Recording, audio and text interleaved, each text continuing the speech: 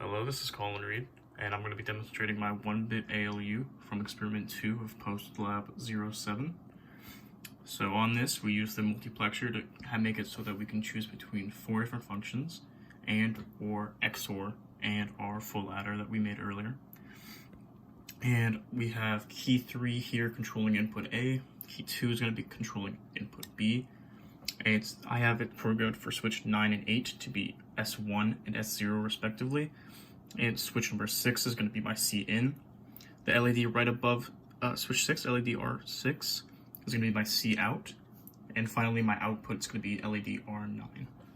So if we were to keep it on 0, 0, that's going to be the function and if we do 1 and 0, as you see, nothing lights up because both have to be, for and functions, both have to be pressed.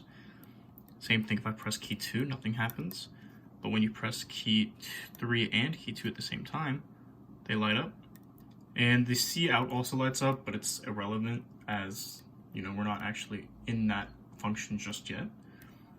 So that function's working correctly. If we were to flip switch 0 up, that's going to make it into the OR function.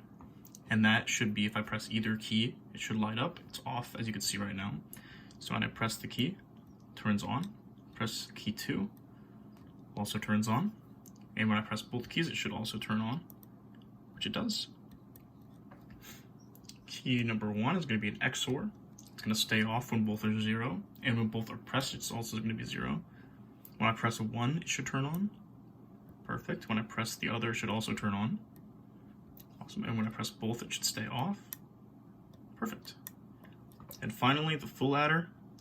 I have the full adder, pull this up real quick. There you go, full adder truth table right here, just so I could test a few values. So when everything's down, including C in, it's going to be 0.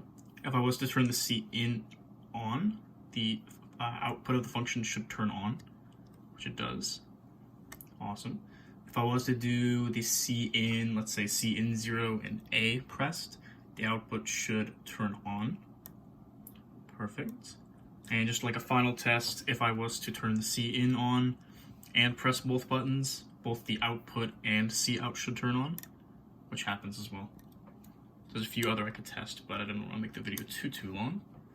Otherwise, that's everything I really have to show for the 1-bit ALU. And I'll make another video for the 2-bit just in a second here.